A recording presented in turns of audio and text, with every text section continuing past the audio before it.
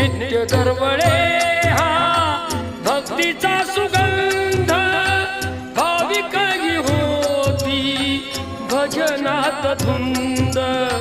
नित्य दरवळे हा भक्तीचा सुगंध, भाविकही होती भजनात धुंद। कानी येती गोड अभंगाचे सूर, कानी येती गोड अभंगाचे सूर। असे क्षेत्र आहे ते पंढरपूर, असे क्षेत्र आहे ते पंढरपूर।